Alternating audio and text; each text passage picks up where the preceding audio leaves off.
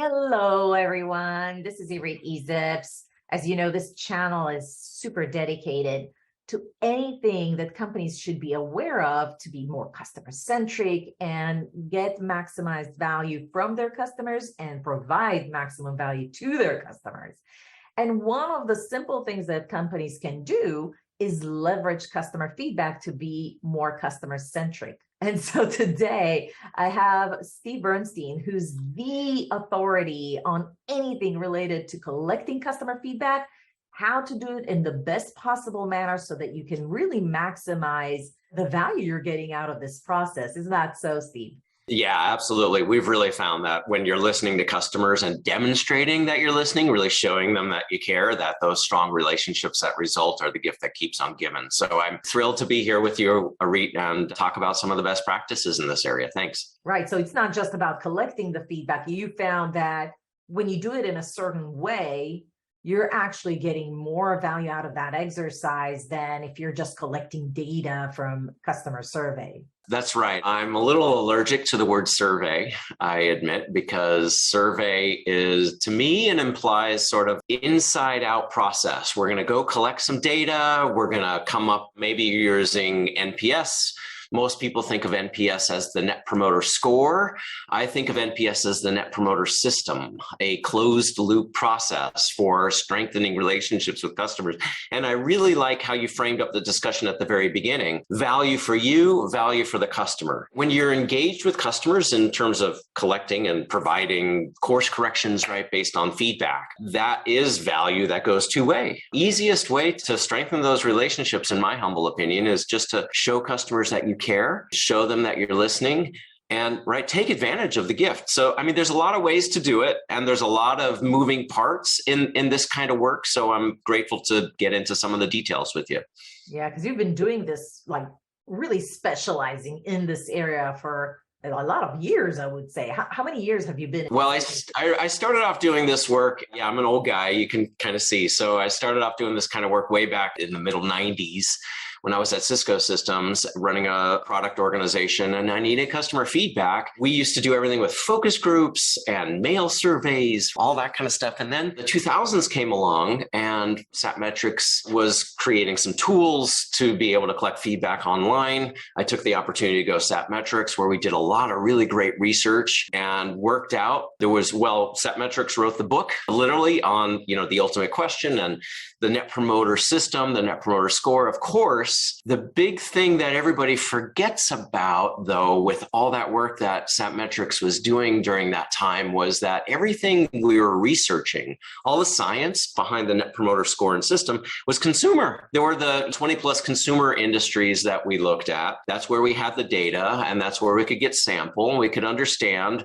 Really, our mission was to understand, is CSAT a thing? What really is a good predictor of customer loyalty and relationship strength? And the recommend question came out as a top predictor. But in B2B, things are so different. When I left Satmetrics, it's been 13 years now that there were several of us that left Satmetrics to start Waypoint Group so we could focus specifically on B2B. And B2B, biggest thing is there is a stakeholder team. There's sort of a buying committee. There's a group of people that come together to make buying decisions. Now, not always, right? Sometimes you have small accounts and you might be in a product-led organization where, hey, whatever it is, $20 a month, $50 a month, you can just swipe your credit card and have that kind of subscription. Customer-led companies, though, where you're engaging with customers around best practices, in driving adoption, in driving real value out of an organization that's aligned and contributing together. That's a very different motion. And everybody has, you've got end users that really care about usability, for example. You've got stakeholders that really care about the way in which success might be contributed. You've got a decision maker that needs to show ROI. I mean, there are a lot of different persona in any account. What I see happening 9 times out of 10 is sort of this idea of single threading. CSMs will work with their primary point of contact on a regular basis, and that's their view of the account, is kind of what that champion, what that primary contact is saying, with the expectation or sort of assumption that the champion or primary contact is liaising with all these other people back and forth between the company. It doesn't really work that way. The most important thing that anyone can do is to understand directly what people are thinking and feeling is working well, what's not working well, what can be course corrected, and how are you getting people really engaged in whatever kind of program that a CSM is trying to drive. So that anyway, feedback can be a super powerful tool to make that happen. What you're saying is that it's important to ask the right question. You gave an example of like 4 different questions, but it's also very important to ask or send that survey, not just to the key person that the CSM is in touch with, but also think about other key stakeholders. What are the type of key stakeholders do you recommend that we send that survey to or that questionnaire? In sales, every sales methodology I've seen is always about building relationships with stakeholders, influencers, people who are contributing to the decision in some way. Sales, medic, whatever your process is about making sure that team is aligned, understands what the value proposition is and how to buy. Now, then something interesting happens. We kind of do this sales to CS handoff. Those relationships tend to kind of fall away. And now maybe it doesn't fall away because the CSM isn't engaging with them, but maybe it's falling away because people change jobs all the time.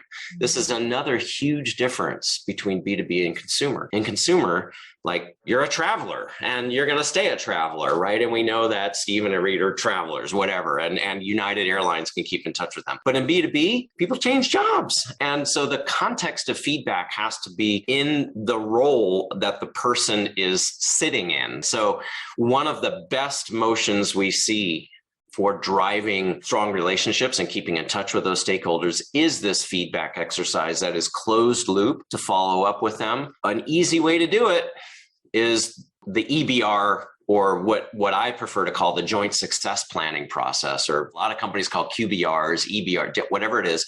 That process can be a focal point around collecting the right feedback from the right people at the right time. Use that feedback then to drive updates to your joint success plan, or at least to indicate what you see working well and what you see not working well. And then your EBR is focused on future. Like, what are we going to do together? What are our top priorities? How are we going to course correct? That forcing function of the EBR is a great opportunity to check in with your champion and say, these are the people that were involved in the sales cycle. These 5 people, these people still around? Are these still the right people? I see so-and-so left, who took their place? I mean, all those questions become really easy discussions when it's in the context of something specific for your champion, like the JSP or EBR. Okay, here are a couple of things. One, forget surveys, really focus on customer feedback, whether you're collecting it through a business review session, a joint customer success planning process, or a survey. In the case of a smaller customer, doesn't matter so long as you collect it.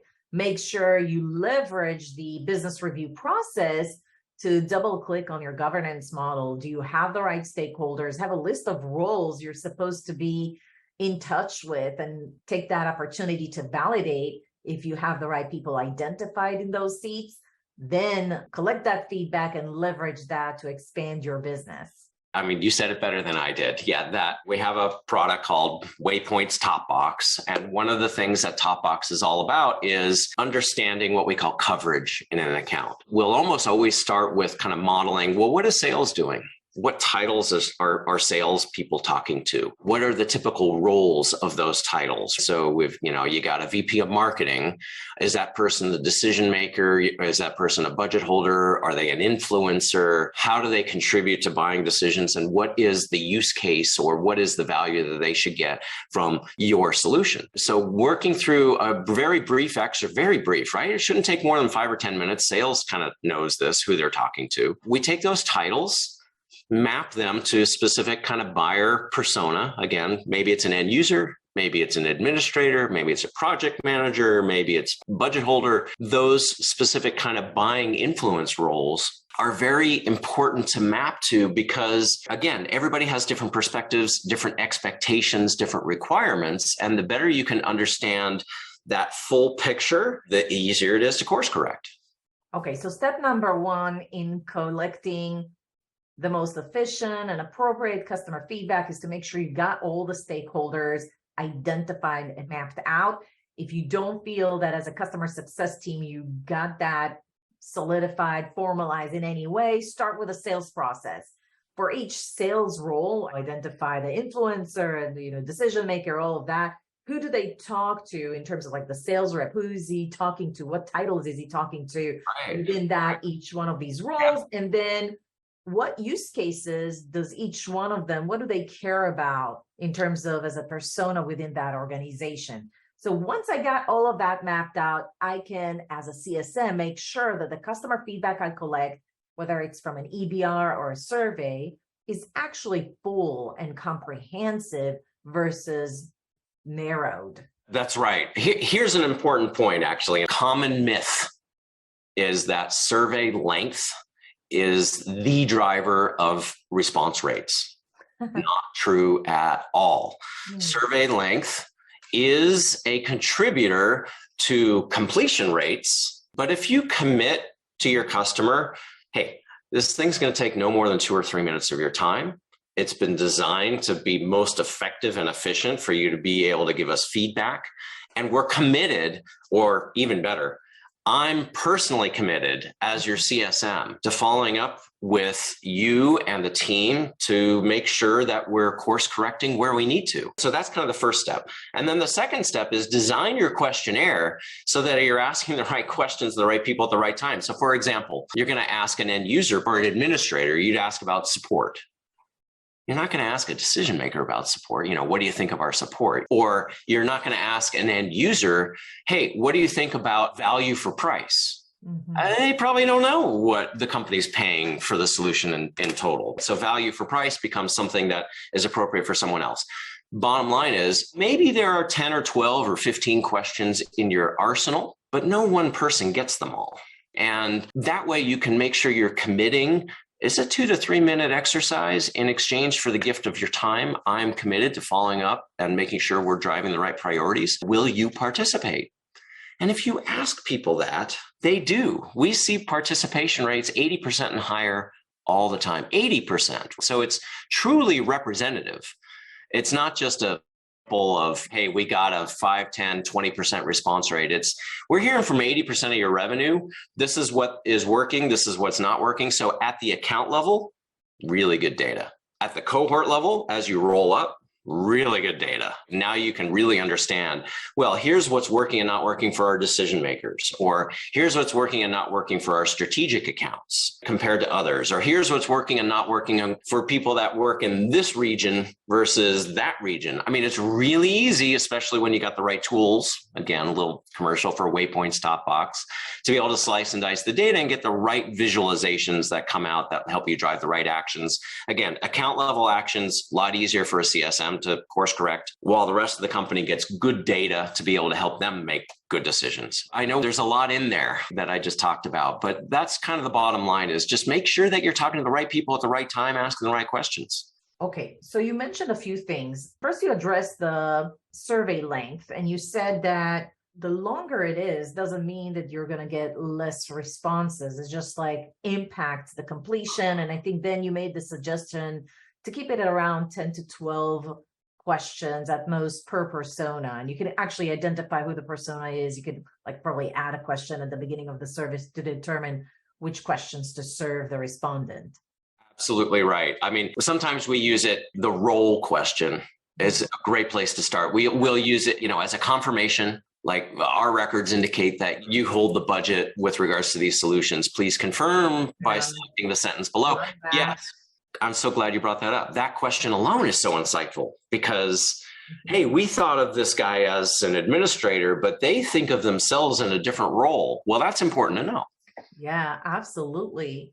Okay. The other thing that I found is that we can cut down on the time it takes a person to complete a survey and thereby increase the completion percentage by having more multi-answer questions versus open-ended questions. It's true. Open-ended questions are expensive, I like to say, both for the customer and for the vendor, the company. To analyze it. Somebody's got to read all these. And so any opportunity to use quantifiable data is a good thing with color from any comments. However, we typically see that comment. You get about 20% of the respondents will give you comments. So it's about the dialogue that results. You're going to get symptoms from surveys. A CSM is going to say, well, they're not seeing the value, or, well, they find it hard to use, or, well, these are the things that are working and not working, whatever the survey's coming back and telling you. Those are symptoms. Now, what's the root cause? Because, geez, is every customer feeling that way? Or is this account particularly different? What's different in this account? So part of the visualizations we provide are these benchmarks that show you one account versus the cohort. But the idea is to surface the easiest way, what's working and not working, to be able to drive those course corrections. And then being transparent, share it back with the customer. Hey, here's what you guys are telling me. So here's what I think we need to do about it. Are you in? Are these the right priorities? I mean, it becomes a much easier exercise, I think, to do it this way versus sort of the traditional way of we're going to make assumptions. We're going to show them what other companies do without necessarily asking where they want us to focus. I mean, those things are tough. Yeah, I agree. Okay. And so besides that, the last thing that was kind of like really almost shocking to me is where you said that you see a lot of surveys being completed at 85%. I gotta say, some of my clients, they have thousands of accounts that they serve. 20, Yes. 30,000. I mean, so when they send it out to everyone, they get 1-2% if they did good. So I have to say, I feel like, and that commitment to follow up, that sounds like a higher touch model. So I wanted to ask you, first of all, can you get to 85% if you send it out to all of your customers, even those that do not have an assigned CSM? Yes, takes work. The question I would ask, I guess, is there an 80-20 rule, right? Do you have 20% of your accounts driving 80% of the revenue? If you're in a business that's sort of 50-50, right? 50% of our accounts driving 50% of the revenue. In other words, you just have a long tail. The question I would ask is, are you really customer-led or are you product-led? That might be one thing, They're right? probably product-led, most of them, because they would have a lot of accounts that are under 5K per year in terms of revenues. Yeah. So those kinds of businesses, more product-led, probably more end user focused, different sort of techniques than engaging probably with stakeholders. Where you've got big accounts, I always like to say that the feedback process should exemplify the go-to-market strategy or the way in which a CSM is working with a particular account. So if your motion is high touch, you have a high touch. If your motion is tech touch or low touch, then you have tech touch. The thing that's key, though, is, first of all, if you're a company that has 30,000 customers and they're all sort of long tail, like you said, don't survey them all at once. There's no way that that's going to scale or work. You're going to get fire hosed. You're not going to be able to drive the right kind of motions. So what we recommend to do instead, and what Waypoint's top box will do, is make sure that you're talking to the right people at the right time. So for example, right after onboarding, maybe not immediately after onboarding, but maybe a week or two after onboarding. That's a good milestone that says we signed off, we finished on onboarding. Do you feel ready to be able to start being self-sufficient and acquiring the value? That would be what I want to ask. I want to know if you feel ready, right? We start off with that. And during the onboarding exercise, we're positioning feedback as an ongoing process with a commitment to follow up. And then the last piece I really want to mention is the follow-up process doesn't necessarily have to be one-to-one. Sometimes it's one to account. It's at the account level, especially for strategics. Sometimes it's at the cohort level. After you've gotten feedback from a particular cohort of accounts over some period of time, becomes much easier to look for those patterns and trends, use the visualizations that your tools are giving you, stamp out the issues or recognize the other differentiators. That follow-up strategy, replaying back to everybody that was invited, whether they responded or not. Hey, here's what we've heard this quarter. Here's what we're doing about it. And if you're not doing anything about it, don't ask, because there's why? I mean, we see so many companies running these net promoter surveys, net promoter score, and I'll tell you, if you got a response rate that's less than, say, 50%, you're hearing from less than half of your customers. And even then, maybe you only have one contact per account. You don't have the 5 or 10 that maybe you should. You come back with a number And I always kind of joke around. It's like, you want an NPS? I'll give you one. How's 33? You like 33? That's as good as what you're going to get from a 5 or 10% response rate. We know that customers are likely to respond if there's a relationship there and if they know you're listening. McKinsey and Company says this all the time as well. People will respond if they think their feedback is going to be used and not just go into a black hole. So you got to demonstrate that. Okay. So back to my question. So if you have a lot of SMB accounts, it might take you a while longer to get to a higher response rate than with a higher touch. And I think it's because you sort of also have a process that you recommend in how to approach towards customer feedback collection for high touch models by leveraging the relationship and the trust the CSM has with that account and giving the customers something that what's in it for them at the end of the survey, following up with the account, demonstrating that you care, promising to share those results with them. There's some value to the executive or the business lead in that motion. Is that the gist of it essentially, or are there any other components besides identifying the stakeholders and the premise? There's value in the customer by providing the feedback. Yeah, I mean, like if you're a product-led organization, then you know who your customers are, right? Because they're in your product database. If you're a customer-led organization, it's a little more difficult because your stakeholders may not be using the product. So there is a motion that we call active recruiting. As a CSM, you should be talking to your customers. There should be dialogues, even if you're product-led and you've got 400 accounts. Let's say you're a CSM, got 400 accounts in your portfolio. Well, milestone wise, you've got maybe onboarding as a big milestone. You got sort of initial value. You've got maybe steady state. You've got pre-renewal. There are key milestones that every company has. So we don't have to necessarily over-engineer it. You should know, well, time to value, it should take them no more than 3 months after onboarding to be able to recognize that there's some value. Great, that's another milestone. Back to the example, let's say you got 400 customers you're working with.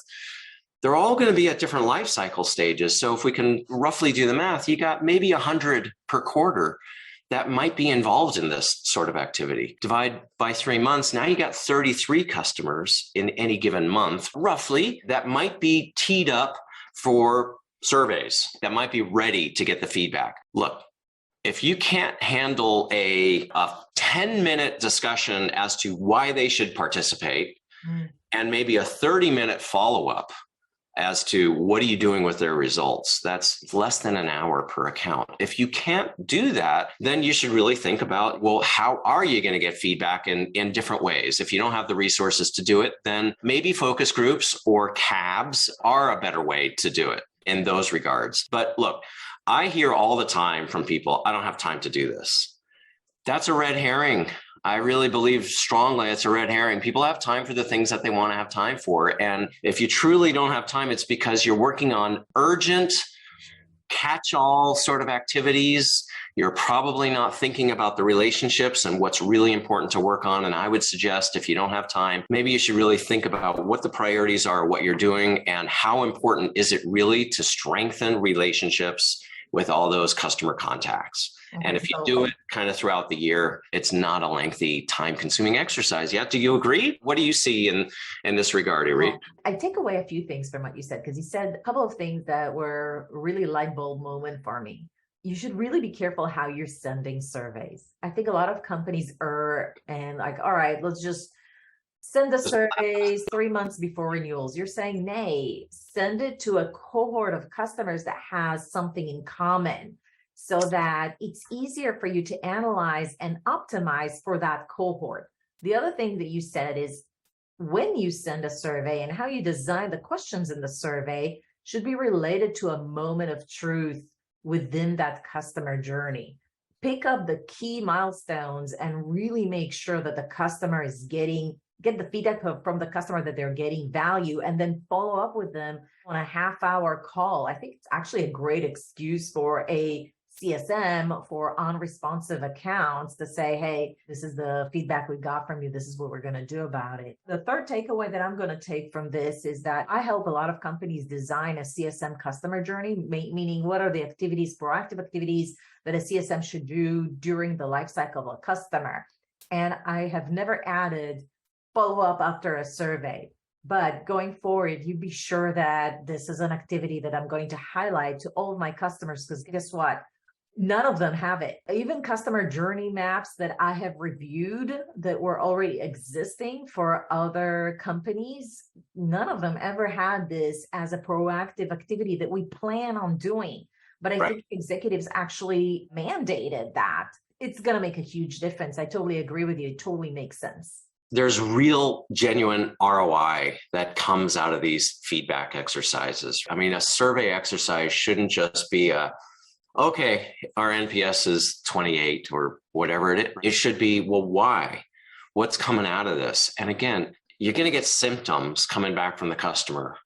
And I liken this to when you go to the doctor. Hey, doc, it hurts when I do this. And hopefully the doctor's going to say, well, let's investigate. Let's diagnose a little bit more. That's the job of the CSM, is to diagnose. Okay, you're not seeing the value. Well, here's what's going on. Here's what other companies do. Here's what you guys are doing. There's so much intelligence that can be transponded two ways or in these meetings. I would also say these follow-up discussions, because you're getting symptoms in the surveys, what a wonderful opportunity to actually understand root cause.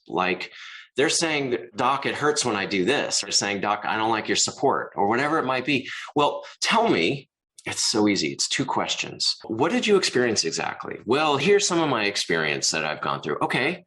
Now, I understand that doesn't sound great, but tell me very specifically, what did you expect instead?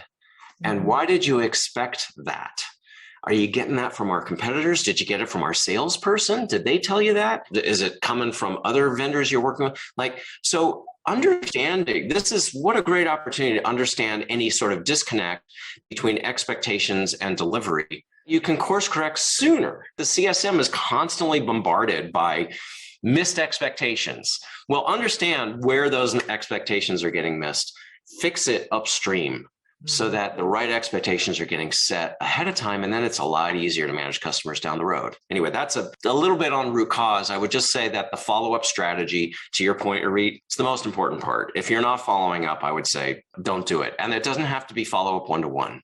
You got to follow up in some way, whether it's a small select sample, whether it's one-to-one, whether it's at the account level. There are certainly strategies to make sure it happens. And that's where the goodness occurs. There's one more aspect to collecting customer feedback. That's what they call a feedback fatigue, when you ask for too much feedback. What's your take on that? Yeah, there certainly is over surveying. Let's say there are 4 key milestones across a year. Is at all 4 of those milestones really the right opportunity? What is the pace of change? How quickly can a company absorb and manage feedback in this respect? Yeah, maybe there are these milestones, but if the company's not able to react fast enough, then there's no point in kind of going back for another round of feedback if you haven't addressed what they told you last time. Okay, I got to admit, I never thought about it like that. Pace your survey cadence based on how quickly you can react to the feedback, not necessarily how many of those can a customer take. That's right. Awesome. If you can close the loop with a strategic account, make sure everything's addressed within 30 days, and the customer is perceiving that follow-up and recognize it, then you might be ready to send another questionnaire in 2 or 3 months down the road. You might be. I don't know. It feels like a little much for me, but yeah. Well, I learned so much from this conversation. Steve Bernstein, you're a world-renowned expert on the topic. What a treat to have you on the channel, honestly. Well, I'm thrilled to be here. I love working with you, Irit. We've been following each other for so long, many, many years. I'm a huge admirer of the work you do in helping companies with their processes and make sure that everything's optimized. We take a much more narrow view around how are we course correcting? Are you getting feedback from the right people? Are you capitalizing on it effectively? Are you driving advocacy? Are you activating those promoters? All that kind of stuff. Your purview is larger. I'm thrilled to be able to continue collaborating with you.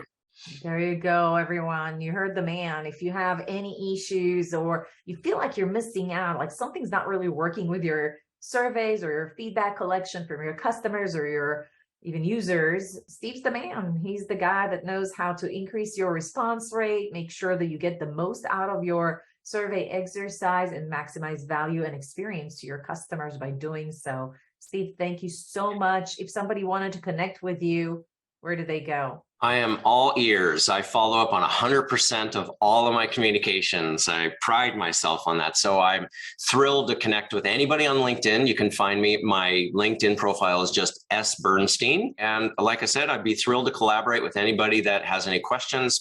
You won't find me being a pushy salesperson. My job here really is to sort of help educate and get the industry to understand these kinds of plays to be able to strengthen relationships. Awesome. Thank you so much. Everyone, if you enjoyed this video, please give it a like. It helps the channel a lot. Subscribe to our channel for more videos around how you can optimize your company to maximize success for your customers and getting the most value from them as well. I'll see you at the next video.